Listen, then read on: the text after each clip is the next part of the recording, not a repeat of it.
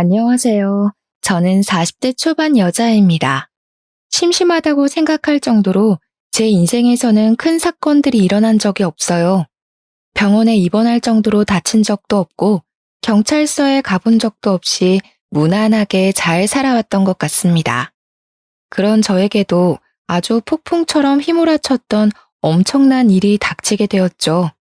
지금은 모두 정리가 되어 이렇게 이곳에 사연까지 남길 수 있을 정도로 마음이 많이 안정되었는데요. 그때는 정말 너무 힘들었고 제 인생이 완전히 바닥까지 갈 수도 있는 상황이었으니 지금 생각해도 아찔하네요. 제 기막힌 이야기 한번 들어봐 주시겠어요? 저는 작은 회사를 다니다가 30 초반에 동네 번화가에 화장품 가게를 열게 되었어요. 정말 감사하게도 가게가 잘 되어서 지금까지도 같은 자리에서 계속 가게를 하고 있답니다. 10년이 넘은 시간 동안 한 자리에 있으니 친한 단골분들도 정말 많고 근처 상가에서 일하시는 분들과도 두루두루 친하죠. 작게 하는 거지만 이것도 사업이라고 신경 쓸 것도 많고 해야 할 것도 참 많답니다. 그래서 저는 항상 밤늦게까지 문을 열어두고 일을 하곤 했어요. 직장에 다니는 친구들과는 시간도 잘 안 맞아서 점점 만나는 횟수도 줄어들고 주변 상가의 친한 지인들과 수다 떠는 낙으로 하루를 보내곤 했죠. 그래서 연애도 거의 해보지 못한 채 벌써 나이가 40이 넘었더라고요. 부모님도 계속 결혼을 얘기하시고 친구들의 아이들이 벌써 초등학교에 들어가는 걸 보면서 왠지 초조해지기도 했답니다. 하루는 같은 상가에서 남성복 가게를 하는 친한 지인이 은근슬쩍 말을 꺼내더라고요. 언니는 연애할 생각 없어? 우리 가게에 종종 오는 단골이 있는데 사람이 괜찮아 보이더라. 내가 물어보니까 언니보다 3살 어린데 싱글이래. 나이가 40인데 아직도 혼자면 어디 문제 있는 거 아니야? 그럼 언니는 뭐 문제 있어? 요즘은 다 늦게 하잖아. 그냥 편하게 한번 만나봐. 그렇게 소개팅을 하게 됐는데 나이에 비해서 젊고 옷도 깔끔하게 입은 모습에 호감이 느껴졌죠. 그동안 연애를 많이 해봤는지 농담도 하고 편하게 분위기를 이끌어주더라고요. 중소기업에 다닌다고 하는데 6시면 칼퇴근을 한다면서 일이 끝나면 간식거리를 사서 가게로 찾아오기도 하고요. 자연스럽게 주말엔 같이 밥도 먹고 데이트를 하게 되었네요. 그러다 보니 어느새 사귀는 사이가 되어 있더라고요. 워낙 남자친구 쪽에서 리드를 잘해줘서 그런지 모든 게 물 흐르듯이 진행이 된 것 같아요. 제가 아무래도 장사를 오래 해서 여성스러운 성격은 아니거든요. 좀 괄괄한 면이 있는데 남자친구가 워낙 다정하게 대해줘서 싸움이 일어나지 않더라고요. 저보다 나이는 어리고 연봉도 저와 비교도 안 되게 낮지만 이 남자와 결혼해도 친구처럼 잘 살 수 있을 것 같은 느낌이 들더라고요. 그렇게 프로포즈를 받고 결혼까지 하게 되었는데요. 그런데 남편에게는 다른 가정사가 있었어요. 내가 사실은 초등학생 때 부모님이 다 돌아가셨어. 그래서 계속 친할머니랑 살았고 얼마 전에 할머니도 돌아가셨고 왕래하는 친척도 없어. 사실 아주 외롭게 자랐지. 그래서 말인데 결혼식에 내 하객은 별로 없을 것 같아. 그 점이 좀 걱정이네. 그랬구나. 살아온 얘기 들으니 너무 마음이 찡하네. 그동안 외로웠던 만큼 내가 가족이 되어줄게. 결혼식은 그냥 간단하게 하자. 우리 가족이랑 자기 친구 몇 명만 초대해서 스몰 웨딩하면 되지. 난 괜찮아. 친정 부모님은 무슨 재혼도 아니고 결혼식을 그렇게 번갯불에 콩 볶아 먹듯이 하냐고 언짢아 하셨죠. 남편은 모아둔 돈도 없어서 제가 사는 아파트에 들어와서 살게 되었거든요. 저는 남편이 저보다 어리고 제가 금전적으로는 더 나으니까 상관없다고 생각했어요. 젊으니까 둘이 열심히 벌면 금방 일어날 수 있을 거라고 생각했고요. 부모님도 남편이 마음에 딱히 들진 않았지만 제가 나이가 좀 있다 보니 결혼하는 것만으로도 만족스러우셔서 허락을 해주신 것 같아요. 그렇게 제 명의의 아파트에서 신혼살림을 시작하게 되었답니다. 첫 6개월 동안은 여느 신혼부부처럼 아주 달달하게 지냈답니다. 이래서 사람들이 결혼하는구나 싶을 정도로 남편도 다정하게 잘 대해줘서 저에게도 드디어 행복이 찾아왔나 싶었죠. 어느 날 옆집이 시끄럽길래 나가보니까 이사를 오고 있더라고요. 그리고는 몇 시간이 지나고 초인종이 울리더라고요. 문을 열어보니 젊은 여자가 4~5살 정도 돼 보이는 남자아이와 함께 서 있더라고요. 사람 좋게 웃으면서 저에게 떡 접시를 내밀었죠. 오늘 옆집에 이사 왔어요. 앞으로 잘 부탁드린다고 떡을 좀 가져왔어요. 상훈아, 인사해야지. 반가워요. 아주 귀엽게 생겼네. 몇 살이야? 4살이에요. 혹시나 아이가 시끄럽게 해도 이해 조금만 부탁드려요. 저희는 괜찮아요. 우린 저녁 늦게나 들어와서 듣지도 못할 텐데요. 남편분이랑 둘이 사시는 거예요? 부럽네요. 전 애기랑 둘만 살거든요. 제가 당황해서 대답을 고민하던 사이 갑자기 애가 우리 집으로 쏙 들어가 버리는 거예요. 애를 잡으려고 옆집 여자도 저희 집으로 들어왔습니다. 그래서 얼떨결에 같이 차 한잔 마시면서 이야기를 더 나누게 되었죠. 저보다 7살이나 어린데 혼자 아이를 키운다니 짠한 마음이 들더라고요. 대화해보니 나쁜 사람 같지 않고 해맑은 성격인 것 같아서 조금씩 친해지게 되었답니다. 아이가 어린이집에 가는 시간 동안 잠깐 아르바이트를 하는 게 전부라 형편도 그렇게 좋아 보이진 않더라고요. 저도 결혼을 했으니 저와 남편을 닮은 아이를 갖고 싶은 마음이 컸거든요. 그래서 나름대로 노력을 하고 있는데 잘 되지 않아 병원에 가야 될지 걱정을 하던 차였어요. 옆집 아이를 보니 저를 보고 웃고 장난치는데도 너무 귀엽고 예뻐서 저런 아들 하나 가졌으면 좋겠다는 생각이 저절로 들더라고요. 그러다 보니 아이하고도 장난치며 점점 스스럼 없이 지내게 되었죠. 제가 화장품 가게를 하다 보니 샘플이나 남는 화장품이 많거든요. 그래서 몇 번 화장품을 가져다 주니까 자기 나름대로 남을 묻혔다고 가져다 주고 과일도 갖다 주면서 서로의 집을 왕래하는 경우도 늘어나게 되었어요. 하루는 남편과 함께 출근하려고 현관문을 열었는데 마침 옆집 여자도 나오더라고요. 그런데 운동을 하러 가는 건지 착 달라붙는 레깅스와 짧은 티셔츠를 입고 있더라고요. 옆집 여자의 늘씬한 라인이 그대로 드러나는 옷이었어요. 어머, 언니, 딱 마주쳤네요. 어머, 남편분은 처음 뵙네요. 안녕하세요. 옆집 여자가 간드러지는 목소리로 남편한테 인사를 하더라고요. 남편도 옆집 여자를 빤히 보며 인사를 하는데 기분이 좀 그렇더라고요. 옆집 여자는 현관 복도에 배달된 생수 상자를 옮기려는 듯이 엉덩이를 높게 쳐들고 상자를 낑낑대며 밀기 시작하더라고요. 어찌나 자세가 민망한지 엉덩이를 한 대 쳐버리고 싶은 충동까지 일더라고요. 남편이 힐끔대길래 얼른 엘리베이터 쪽으로 등을 빨리 떠밀어 버렸답니다. 저는 사실 좀 살집이 있는 편이거든요. 나이가 있어서 그런지 날씬한 여자를 보면 좀 부럽긴 하더라고요. 그래도 그렇지 아침부터 그렇게 딱 붙는 옷을 입는 건 좀 아니지 않나요? 하루는 남편이 야근이라면서 밤늦게 온다고 하더라고요. 혼자 저녁 먹을 생각을 하고 있는데 초인종이 울렸어요. 어머 언니, 오늘 내가 요리를 아주 기가 막히게 했는데 내가 손이 아주 커서 양을 너무 많이 한 거 있죠? 바로 우리 언니 생각나더라고. 괜찮으면 우리 집에 와서 같이 저녁 먹어요. 그래서 같이 옆집에 갔는데 주방에 처음 보는 남자가 앉아 있어서 좀 당황했어요. 언니는 처음 보겠다. 우리 사촌 오빠예요. 저 혼자 산다고 자주 도와주러 오거든요. 오늘도 형광등 갈아준다고 왔네요. 오빠가 사람이 진짜 괜찮은데 아직도 여자친구가 없어서 큰일이야. 저는 사촌 오빠라는 남자와 어색하게 인사를 나눴어요. 좀 불편해서 그냥 집에 가고 싶었지만 예의가 아닌 것 같아서 그냥 식탁에 가서 앉았죠. 차려진 걸 보니 식사보다는 안주에 가까운 메뉴가 많더라고요. 역시나 옆집 여자가 술을 들고 왔어요. 마침 우리 아이도 오늘 친정집에 가서 자게 됐거든요. 그래서 오랜만에 사촌 오빠랑 회포 좀 풀려고 그랬는데 언니도 와서 딱 좋네요. 아, 그런데 오빠분 불편하실 것 같은데. 그냥 두 분이서 편하게 드세요. 그냥 난 집에 갈게. 아닙니다. 이경준이라고 편하게 불러주십시오. 이렇게 아름다운 분과 함께 있으니까 전 더 좋은데요. 같이 한잔 하시죠.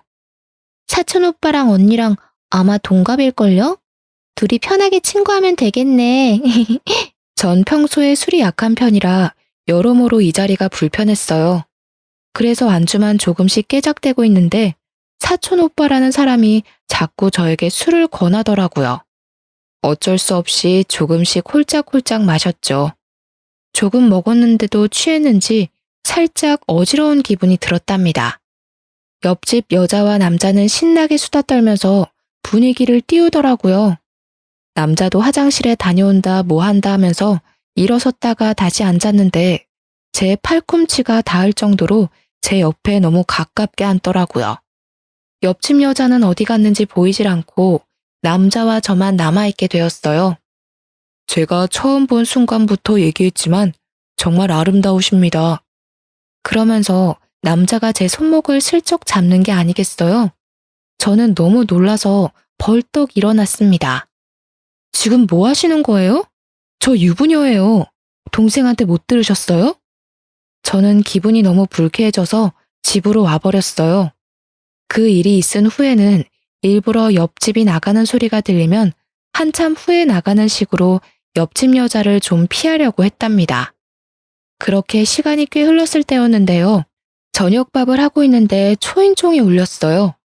직감적으로 옆집 여자라는 생각이 들어서 문을 안 열려고 했는데 글쎄 남편이 이미 열었더라고요. 어쩔 수 없이 현관으로 나가보니 옆집 여자가 끈 나시티 하나에다 짧은 반바지만 입고 서 있는 거 있죠? 언니, 요즘 많이 바쁜가 봐요. 통 얼굴을 못 보네요. 우리 아들이 먹고 싶다고 해서 김밥 좀 많이 했거든요. 좀 드셔보세요. 아이고, 나가서 사 먹는 김밥처럼 정말 잘 싸셨네요.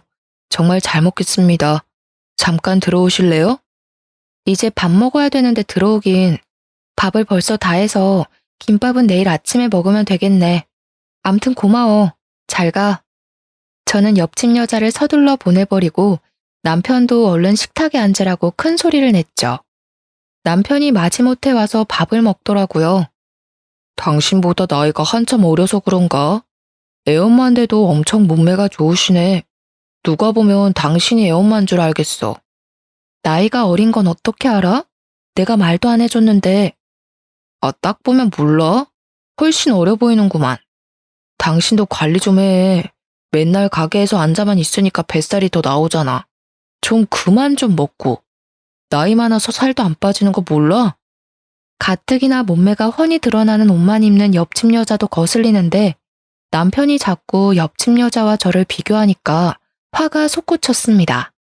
그 후로도 옆집 여자가 몇 번을 망치를 빌리러 온다거나 뭘 물어본다거나 한다면서 자꾸 밤에 찾아오더라고요.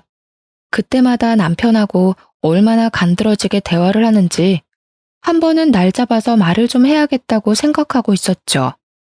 남편이 계속 늦게 들어오고 대화도 예전처럼 많지도 않아서 같이 있으면 좀 서먹한 느낌까지 들더라고요.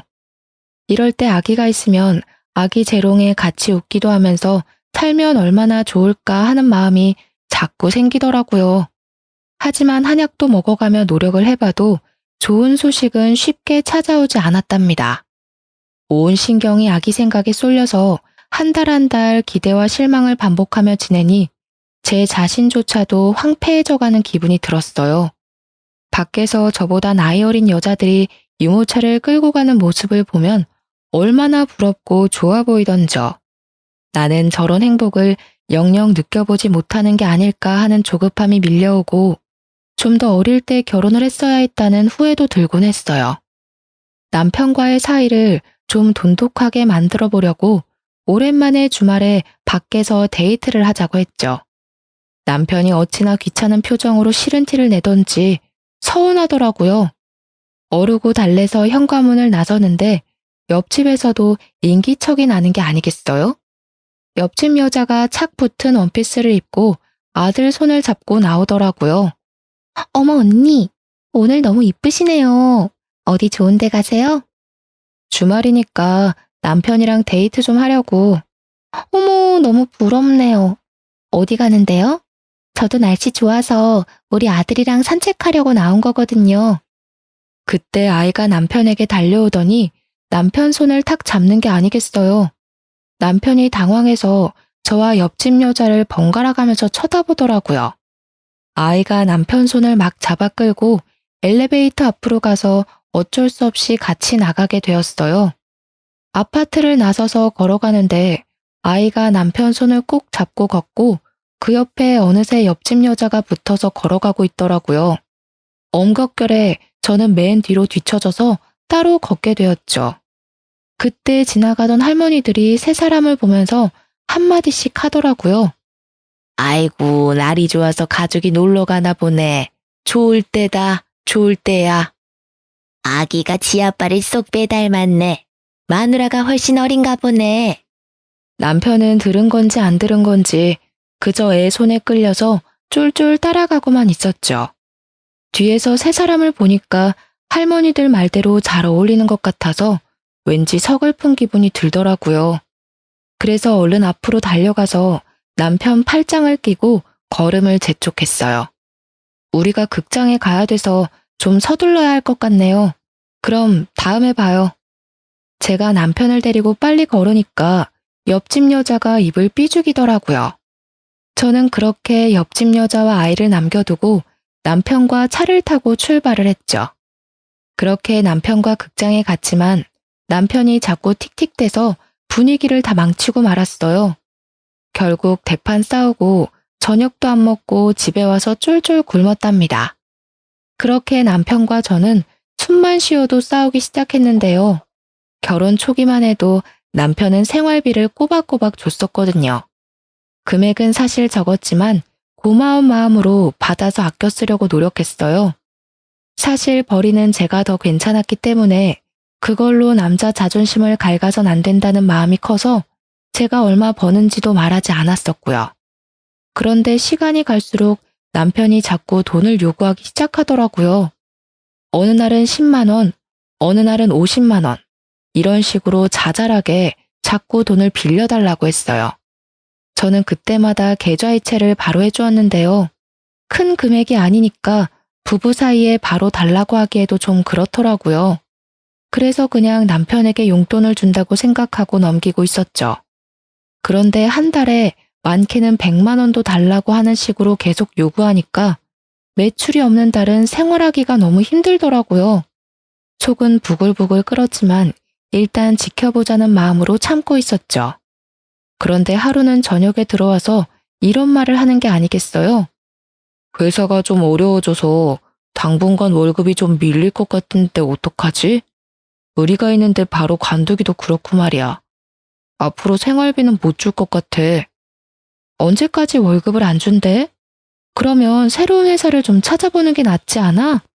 사장님이랑 내가 쌓아온 정이 있는데 어떻게 바로 팽하냐? 너는 장사를 해서 그런지 참 매정하다. 너 돈 잘 벌잖아. 월 수입이 얼만지 말 좀 해봐. 나도 많이 못 벌어. 당신 월급보다 좀 더 많은 정도야. 거짓말하지 마. 남편한테는 솔직하게 말을 해줘야지. 내가 뭐 네 돈 들고 도망이라도 간대? 왜 그렇게 숨겨? 한 달 매출이 얼만데? 매달 들쑥날쑥이라 딱 말하기가 좀 그래서 그래. 그럼 월급 다시 받을 동안 내가 알아서 생활비 내고 다 할 테니까 걱정하지 마. 그럼 됐지? 아씨, 진짜 비싸게 구네. 대충 얼마인지 말하면 될걸. 네가 이렇게 우리 사이에 벽을 만드니까 그렇게 갖고 싶다는 애도 안 생기는 거 아니야. 그게 무슨 황당한 논리야? 매출 알고 싶어하는 당신이 더 어이없어. 나도 당신 월급 정확히 모르잖아. 생활비도 그동안 30만 원 줬으면서 뭐 얼마나 많이 줬다고. 너 참 사람 은근히 무시한다. 옆집 여자 좀 봐. 말도 얼마나 사근사근하게 하고 남자를 시켜 세워주냐? 가서 좀 배워. 뭐? 지금 말 다 했어? 그리고 당신이 옆집 여자를 얼마나 한다고 그딴 소리를 해. 제가 화를 내자 남편은 짜증을 내면서 얼른 안방으로 들어가 버리더라고요. 맞아요. 생활비 30만 원 받으면서 저녁마다 고기 반찬해서 차려주고 청소며 빨래며 살림도 다 한 게 바로 접니다. 저는 그래도 혼자 일하니까 남편은 회사에서 얼마나 사람들에게 시달릴까 싶어 제가 다 도맡아 했어요. 저보다 나이도 어리지만 그래도 남편이니까 청소기 한 번을 돌린 적이 없어도 대우해 주려고 노력했네요. 그랬더니 점점 도가 지나치더라고요. 집에 오면 고개를 핸드폰에 쳐박고 저를 한번 쳐다보지도 않은 날이 늘어났답니다. 제가 대화를 해보려고 하면 귀찮아하면서 오만상을 찡그리고요. 당연히 아기를 준비하는 과정도 성의가 없었죠. 약속을 미루기 일쑤고 술 먹고 밤 늦게 들어오기도 하고요. 그런 남편의 모습을 보며 저도 점점 마음을 닫게 되더라고요. 늦게 결혼한 만큼 알콩달콩하며 행복하게 살고 싶었는데 이건 집에 청소년 남자애를 키우는 기분이 들기까지 했어요. 제가 원하던 결혼의 모습과는 너무 달라서 이럴 바엔 차라리 예전처럼 혼자 자유롭게 살고 싶다는 마음이 들었죠. 그러던 어느 날 남편의 숨겨진 모습을 보게 된 날이 있었어요. 어김없이 술 냄새를 풍기며 밤 늦게 들어와서는 방으로 들어가려는 제 팔목을 거칠게 잡더라고요. 나 차 좀 바꿔줘. 사고가 나서 차가 없어. 뭔 소리야? 말을 똑바로 해. 차가 없다니. 사고는 언제 났는데 이렇게 멀쩡해?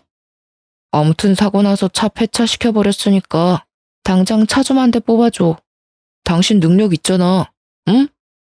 야밤에 뭔 홍두깨 같은 소리를 하고 있어. 오늘 아침만 해도 멀쩡했던 차를 폐차시킨 게 말이 돼? 그럼 당신도 병원에 있어야지. 폐차시켰단 증거 있어? 증거 보여줘봐. 아이씨, 무슨 증거야. 누가 꼰대 아니랄까봐 진짜. 야, 하늘 같은 남편이 차 뽑아달라면 알았다고 하면 될 것이지. 뭔 말이 그렇게 많아? 안 되면 할부로라도 사줘. 당장 타고 다녀야 될 거 아니야. 내가 내일 계약할 테니까 당신이 명의만 좀 빌려줘. 말도 안 되는 소리 그만해. 차 사기만 해봐. 당장 급하면 내 차 타고 다녀. 그럼 되잖아. 어이씨, 진짜 더럽게 말 안 통하네. 남편은 갑자기 소리를 지르면서 집안의 물건들을 다 내던지기 시작했어요. 텔레비전부터 시작해서 청소기, 그릇들까지 닥치는 대로 깨부수는데 너무 놀라고 무서웠답니다. 남편이 이렇게 폭력적인 모습이 있는지 전혀 몰랐었는데 눈까지 희번뜩해서 난장판을 치는 걸 보니 내가 생각했던 사람이 아니었다는 생각이 퍼뜩 들더라고요. 저는 울면서 그만하라고 소리를 질렀어요. 남편은 씩씩대며 집안을 휘젓고 다니다가 문을 박차고 나가버리더라고요. 그렇게 남편은 3일 동안 집에 들어오지 않았어요. 저는 혼자서 남편이 부순 물건들을 다 치워야 했죠. 지금도 그때 혼자 울면서 집을 정리했던 기억을 떠올리니 당시에 비참했던 기분이 떠올라 눈물이 날 것 같네요. 저 역시 남편에게 연락도 하지 않았는데 저녁에 집에 가보니 아무 일도 없었다는 듯이 텔레비전을 보고 있더라고요. 그러고는 자연스럽게 저한테 말을 걸고 그 일이 있었던 이전처럼 행동하는 게 아니겠어요? 지금 생각해보면 그때 남편이 하는 대로 넘어갔으면 안 되었는데 바보 같던 저는 사과 한마디 못 받고 그렇게 구렁이 담 넘어가듯이 넘어가는 남편을 받아줬네요. 저도 장사를 하니까 말하는 걸로는 지지 않는 편인데 남편은 진짜 못 이기겠더라고요. 상황에 맞춰서 얼마나 말을 잘하고 잘 넘기는지 어느새 남편한테 끌려다니는 상황이 되곤 했답니다. 그렇게 다시 평범한 일상을 지내고 있었는데 가게로 옆집 여자의 사촌 오빠가 찾아온 게 아니겠어요? 어떤 남자 손님이 자꾸 저를 흐깃거리길래 말을 건네려고 가까이 가보니 그 남자더라고요. 제가 놀라서 쳐다보니까 남자가 씩 웃는데 기분이 좀 그렇더라고요. 그동안 잘 지내셨어요? 제가 찾아와서 놀라셨죠? 아, 네. 좀 당황스럽네요. 화장품 사러 오신 거예요? 여기가 제가 하는 가게인 거 알고 오신 거예요? 네. 이 근처에 뭐 사러 왔다가 여기서 화장품 가게 하신다고 사촌 동생이 말했던 게 기억이 나서요. 혹시나 들어와 봤는데 딱 여기 계셔서 저도 놀랐습니다. 점심 안 드셨으면 같이 드실래요? 저 혼자 먹으려던 참이거든요. 아, 먹을 시간이긴 한데 전 보통 배달시켜서 간단하게 먹어요. 그러지 마시고 나가시죠. 제가 아주 맛있는 거 사드릴게요. 오늘 날씨가 아주 좋아요. 바람도 쐬고 좋잖아요. 자자, 얼른요. 저도 좀 마음이 답답했었는데 산책하면 좋겠다 싶어 그냥 따라 나섰어요. 근처에 맛있는 식당을 안다면서 저를 이끌더라고요. 그래서 20분 정도를 천천히 걸어가며 얘기를 나눴죠. 주로 남자가 질문하고 저는 짧게 대답만 하는 식이었답니다. 저번에 일이 좀 걸리긴 했지만 옆집 여자에 대해 좀 알고 싶기도 해서 남자를 따라 나선 것도 있었고요. 은근슬쩍 옆집 여자에 대해서 물어봤는데요. 옆집 여자에 대해 얘기해 준 거라곤 혼인신고한 적 없이 아이 아빠와 살다 헤어져서 아이를 키우며 혼자 산다는 이야기였어요.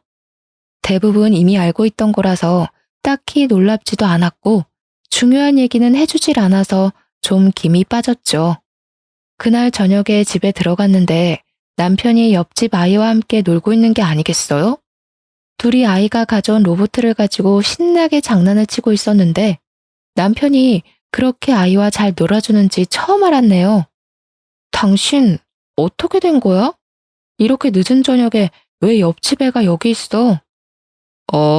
갑자기 급한 일이 생겼다고 잠깐만 맡아달라고 부탁을 하더라고. 그래서 몇 시간만 봐주기로 했어. 이웃지간에 그 정도는 도울 수 있잖아. 그래, 뭐. 근데 당신이 이렇게 애랑 잘 놀아주는지 몰랐네? 뭘 잘 봐. 그냥 같이 좀 놀아만 주는 거지. 아, 시끄러. 얼른 저녁이나 해. 애도 밥은 먹여서 보내야 할 거 아니야. 옆집 여자가 밉상이어도 애가 무슨 잘못이 있겠나 싶어 아이가 잘 먹을 만한 반찬으로 저녁을 준비하기 시작했어요. 어느새 남편과 아이는 안방에 들어가서 뭘 하는지 깔깔 웃는 소리가 거실까지 들리더라고요. 저는 밥 먹으라는 소리를 하려고 안방문을 살짝 열었는데 아이가 남편에게 아빠라고 말하는 걸 똑똑히 듣고 말았습니다. 한 번이면 모르겠는데 2번이나 들어서 너무 놀라 문을 활짝 열었죠. 지금 얘가 아빠라고 하지 않았어? 분명히 들었는데? 뭔 소리야, 그런 적 없는데. 잘못 들었겠지. 내가 2번이나 분명히 들었어. 아빠 이거 해줘. 이랬잖아. 당신은 못 들었어? 그랬나? 들은 것 같기도 하고. 아, 애가 말한 걸 뭘 그렇게 신경을 써. 배고파. 저녁 다 됐어? 남편은 또 어물쩍 넘어가더라고요.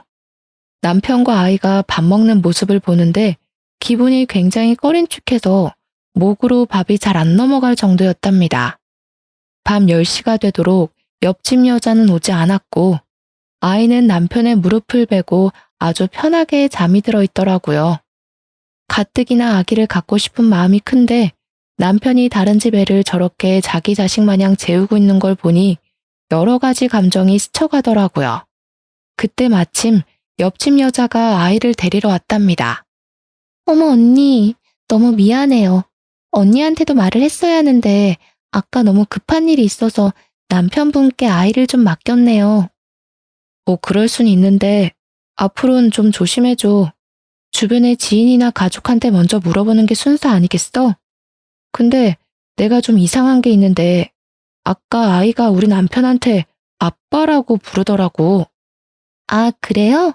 아, 사실은 우리 아들이 아빠를 본 지가 오래돼서 그런지 어른 남자만 보면 아빠라고 부르곤 하더라고요. 심지어 우리 사촌 오빠한테도 아빠라고 한다니까요. 어머, 언니 놀라셨겠다. 옆집 여자는 호들갑을 떨면서 아이를 데리고 가버렸어요. 남편은 저한테 인정도 없다느니 하면서 궁시렁대더라고요. 얼마 지나지 않아 남편은 회사에 일이 없다면서 아예 나가지도 않았는데요. 매일 집에서 핸드폰이나 보고 게임만 하는 날이 늘어만 갔죠. 그 와중에 보이스피싱을 당했다면서 1,000만 원을 빌려달라고 하질 않나 용돈을 달라고까지 해서 저는 혼자 살 때보다 훨씬 많은 지출을 감당해야 했어요. 돈을 안 주면 저한테 욕을 하거나 화를 내는 날도 많아져서 저는 지칠 대로 지친 상태였죠. 그렇다고 대출을 받을 순 없으니 저는 더욱 아껴서 생활해야만 했어요. 심지어 가게에서 배달시켜 먹는 밥값도 아까워서 집에서 도시락까지 싸서 다니기까지 했죠. 그런 제 사정은 아는지 모르는지 남편은 비싼 구두나 옷도 사들고 오기도 하고 우연히 핸드폰으로 온 카드 명세서를 봤는데 몇백만 원 단위인 거예요. 저는 머리끝까지 화가 나서 이성을 잃었답니다. 돈도 안 벌면서 카드값이 이게 말이 돼? 당신 미쳤어? 요즘 나도 장사 안 돼서 대출까지 받을 판이야. 대출도 다 재산이야. 받을 수 있으면 좀 받아와.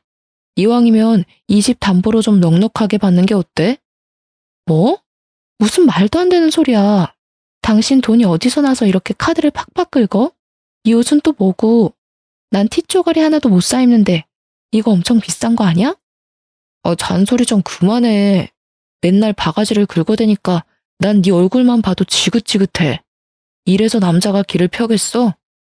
그렇게 남편은 또 집을 나가버렸고 이제는 대놓고 외박을 하더라고요. 저도 남편에게 조금의 미련도 남아있지 않아서 들어오던 말던 신경도 쓰지 않았죠.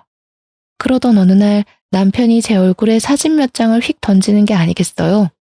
어이가 없어서 사진들을 살펴봤는데 사진 속에는 저와 옆집 여자의 사촌오빠가 나란히 걷고 있는 모습이 담겨 있었어요. 저는 황당한 얼굴로 남편을 바라봤죠. 너 바람났냐? 어떤 놈이야? 어떤 놈이길래 대낮부터 이딴 데를 드나들어? 도대체 무슨 소리야? 그냥 걷는 사진인데 무슨 말도 안 되는 소린데. 그리고 이 남자, 옆집 여자 사촌오빠야. 야, 사진 똑바로 봐. 뒤에 찍혀있는 장소를 보라고. 이렇게 증거가 있는데 발뺌이야? 너 당장 이혼이야. 참나 어이가 없어서. 간판 코딱지만하게 보이는 걸 갖고 우기는 거야? 이딴 걸 지금 증거라고 들이미는 거야? 다른 남자랑 같이 있는 사진이 찍혔는데 뭔 말이 많아. 네가 바람핀 거고 네가 유책 배우자야. 네가 날 배신했고 난 절대 안 봐줄 거니까 변호사나 준비해. 이거 말고도 다른 증거 차고 넘쳐. 이 남자 옆집 여자 사촌 오빠라니까. 내가 옆집 여자 불러올게. 물어보면 되잖아.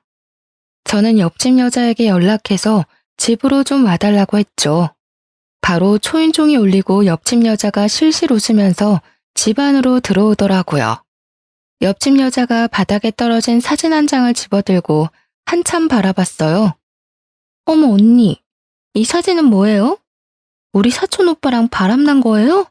어머 웬일이야. 거봐, 이분도 나랑 같은 말을 하시네. 감히 나 몰래 다른 놈을 만나? 내가 무조건 소송 걸 거야. 어쩐지 우리 사촌 오빠가 요즘 만나는 여자가 있다고 하더니 그게 언니였는지는 상상도 못했네요. 아, 그러셔? 그럼 어디 다른 증거도 좀 보여줘봐. 이까짓 거로 소송한다니 머리가 떨어져도 한참 떨어지는 거 아니야? 그럼 이건 어때? 이 정도는 돼야지. 저는 남편 핸드폰으로 동영상 하나를 전송했어요. 동영상을 보기 시작한 남편의 얼굴이 사색이 되어 가더군요. 동영상 안에는 남편과 옆집 여자 그리고 사촌 오빠가 커피숍에서 대화를 나누는 장면이 찍혀져 있었거든요. 아, 진짜 돈 뜯어내기 더럽게 어렵다니까. 이번에 1,000만 원도 간신히 뜯었어. 이 뚱땡이랑 언제까지 살아야 되냐? 역겨워 죽겠어. 빨리 끝내고 싶다 진짜. 조금만 참아 자기. 증거 조금만 더 만들면 바로 작업 들어가자. 나도 우리 자기 그 여자 옆에 두는 거 살 떨리기 싫어. 남편과 옆집 여자는 하얗게 질린 얼굴로 서로를 멍하게 바라보고 있더라고요. 저는 남편에게 다가가서 뺨을 아주 세게 때렸어요. 그리고 남편의 멱살을 잡고 거칠게 흔들기 시작했어요. 뭐? 내가 유책 배우자라고? 누가 누굴 배신해? 야, 이 버러지만도 못한 사기꾼아. 네가 어떻게 나한테 이래? 여보, 다 오해야. 이걸 어디서 봤는지 모르겠는데 이건 분명히 조작이야. 난 이 여자를 밖에서 만난 적도 없는데 어떻게 이런 게 찍혀. 이건 날 모함하는 거라고. 개풀 뜯어먹는 소리 하고 있네. 네가 뭐 얼마나 대단한 작자라고 누가 널 모함해. 둘이서 연극하면서 나 하나 바보 천치 만드니까 기분 좋았니? 아주 신났어. 저는 바로 옆집 여자의 머리채를 확 휘어잡고 거칠게 양옆으로 흔들기 시작했어요. 머리카락을 한 움큼 뽑고서는 비명을 지르는 옆집 여자를 바닥으로 밀어버렸죠. 옆집 여자가 고개를 바닥에 박고 덜덜 떨고 있더라고요. 사기칠 위인도 못 되는 이 무식한 것들아. 니네야말로 바닥까지 떨어질 준비해. 언니, 잘못했어요. 한 번만 봐주세요. 너무 살기가 어려워서 그랬어요. 우리 어린 아들을 봐서라도 한 번만 봐주세요. 네? 웃기고 있네. 네 그 애틋한 아들 오늘부로 못 볼 테니까 가거나 해도. 남의 눈에서 눈물 나게 하면 네 눈에선 피눈물 나는 법이라는 걸 확실히 알게 해줄게. 저는 옆집 여자에 대해서 여러모로 이상하다는 걸 느끼고 있었는데 사촌 오빠라는 남자와 밥을 한번 먹은 뒤로 그 남자가 뭘 숨기고 있다는 인상을 강하게 받았답니다. 마침 같은 건물에 흥신소가 있었는데 오며 가며 인사를 했던 기억이 있어서 한번 속는셈 치고 찾아가 보게 되었어요. 사촌 오빠라는 남자에 대한 정보를 좀 찾아달라고 했더니 이틀도 안 돼서 알려주었는데요. 결과가 아주 놀랍더라고요. 그 남자는 옆집 여자와 친척 사이는 당연히 아니었고 사기 전과도 있는 사람이었어요. 저는 바로 남자에게 연락해서 한번 만나자고 했는데 아주 반기면서 바로 약속을 잡더라고요. 커피숍에서 마주한 남자는 아주 사람 좋은 웃음을 지으며 저를 은근한 눈빛으로 바라보는 게 아니겠어요. 그쪽이 누군지 다 알고 왔으니까 솔직하게 다 털어놓는 게 좋을 거예요. 그럼 그쪽은 형은 면하게 해줄 테니까. 지금이 마지막 기회예요. 또 감옥 가고 싶진 않잖아요? 제 말을 들은 남자의 표정이 순식간에 변했어요. 정색을 하고 말을 하는데 완전히 다른 사람 같았답니다. 그 두 사람이 다 짠 거고 저는 아는 게 없어요. 그냥 그쪽이랑 바람만 펴주면 3천만 원 준다고 해서 하게 된 거예요. 우리가 지금까지 뭘 한 것도 없고 난 잘못한 거 없잖아요. 난 빼줘요. 그니까 지금 싹 털어놓고 나한테 협조하라고요. 그리고 두 사람이랑 만났을 때 얘기하는 거 동영상 찍어서 나한테 넘겨요. 남자는 다시 감옥에 가는 게 싫었는지 바로 남편을 배신하고 모든 진실을 털어놓더라고요. 사실 남편과 사촌 오빠라는 그 남자는 20대 때부터 알고 지낸 친구 사이라고 해요. 둘 다 사기죄로 구치소에 갔을 때 만나서 지금까지 서로 사기치는 걸 도와주는 관계였던 거죠. 남편은 반반한 외모 믿고 외로운 여자들한테 접근해서 사귀는 척하면서 돈을 빌리고 사업한다고 투자도 받는 식으로 사기를 치고 다녔다고 해요. 그러다가 소송 이혼을 해서 승소하면 여자의 재산의 절반까지 받을 수 있다는 걸 알게 돼서 작정하고 사기 결혼까지 하기로 한 거죠. 돈을 잘 벌고 재산도 좀 있는 여자들을 찾아다니다가 우연히 옆 가게에서 장사하는 지인에게 제 이야기를 듣게 된 거고요. 그렇게 제가 남편의 첫 사기 결혼 상대가 된 것이었어요. 더 기막힌 건 옆집 여자는 남편과 오래 사귀고 사실혼 관계였다는 거죠. 그 아이도 당연히 남편의 아이였고요. 남편은 저와 결혼하고 혼인신고까지 하는 것을 성공한 뒤에 옆집으로 그 여자와 아이를 불러들이고 제가 사촌 오빠랑 바람이 나도록 만들려고 한 거였죠. 믿을 수 없는 현실 앞에서 앞으로 닥칠 일이 너무나 무서워 몸서리가 쳐졌답니다. 경찰서 한번 가보지 않고 살았던 제 인생에 이런 믿을 수 없는 사건이 벌어지다니 부모님 볼 면목도 없고 미치겠더라고요. 그동안 오래 장사하면서 좋은 사람인지 나쁜 사람인지 딱 알아볼 수 있다고 말하고 다니곤 했던 제 자신이 얼마나 창피했는지 몰라요. 남편에게 배신당한 것도 당한 거지만 도대체 어떻게 해결을 해야 하는지 깜깜하더라고요. 모든 진실을 알고 난 뒤에 혼자 가슴을 쳐가며 몇 날 며칠을 목 놓아 울었답니다. 무릎 꿇고 잘못했다면서 저를 회유하려는 남편을 차가운 눈빛으로 째려보았어요. 그동안 이 뱀 같은 남자의 새치혀에 얼마나 농락을 당했는지요. 그래도 남편이라고 영양제까지 매일 갖다 바치면서 내조하려고 했던 제 자신이 불쌍하고 또 불쌍했어요. 여보, 잘못했어. 내가 머리가 어떻게 됐나 봐. 한 번만 용서해주면 이제 당신만 바라보면서 살게. 우리 이쁜 아기도 낳아서 오손도손 잘 살아봐야지. 아기 같은 소리 하네. 네 친구가 그러더라. 너 정관 수술했다며. 난 그것도 모르고 하루하루를 테스트기에 가며 가슴 졸이고 살았는데 그런 나를 보면서 얼마나 웃겼겠어? 뭐? 오빠, 이 여자 말이 진짜야? 언제 수술했어? 우리 둘째 같자는 말은 다 거짓이었어? 나 둘째 갖고 싶다고 했잖아. 아, 시끄러워. 지금 상황 파악 안 돼? 지금 그딴 말을 왜 하는데? 아주 너네는 천생연분이다. 둘이 감옥 가서 천년만년 잘 살아봐. 지금 도망치려고 해도 소용없어. 이미 밖에 경찰차 다 와 있거든. 때마침 제 신고를 받고 온 경찰이 집 안으로 들어왔어요. 경찰을 본 두 사람이 아연실색하는 꼴이 얼마나 가짠턴죠. 여보, 한 번만 봐줘. 무슨 집안일로 경찰까지 부르고 그래. 여보, 제발. 남편과 옆집 여자는 경찰들한테 질질 끌려서 차에 태워졌답니다. 끝까지 안 가려고 바닥을 기면서 버티는데 아주 못 봐주겠더라고요. 그 후로 두 사람은 사기죄로 나란히 감옥에 들어가게 되었어요. 사촌 오빠라는 남자도 당연히 경찰 조사 끝에 형이 인정되어 구치소에 수감되었고요.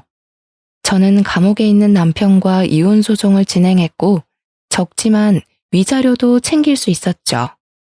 옆집 여자 상대로 상간녀 소송도 바로 진행해서 옆집에 새들면서 냈던 보증금을 위자료로 모두 받아낼 수 있었답니다. 그게 그 여자의 전 재산이었거든요. 저는 그 이후로 충격이 너무 커서 가게를 좀 쉬었다가 최근에서야 다시 일을 시작했답니다. 이제는 많이 괜찮아져서 이렇게 사연도 보낼 수 있게 되었죠. 따지고 보면 제가 잘못한 건 전혀 없는데 왜 제 인생을 슬픔과 후회로 낭비하고 살아야 하나 생각이 들더라고요. 그래서 툭툭 털어내고 후련하게 저의 인생을 씩씩하게 살아내기로 다짐했어요. 딱히 나쁜 일을 저지르지 않고 평범하게 살았었는데 사기꾼과 결혼을 했었다니 얼마나 기막힌 노릇인지 몰라요. 그 뒤로는 사람을 만날 때 더욱 조심하게 되더라고요. 제 기막힌 사연 들어보시니 어떠셨나요? 여러분도 사람을 만날 때 어떤 사람인지 잘 따져보시고 만남을 이어가시면 좋을 것 같아요. 제 이야기 들어주셔서 감사합니다. 모두 행복하세요.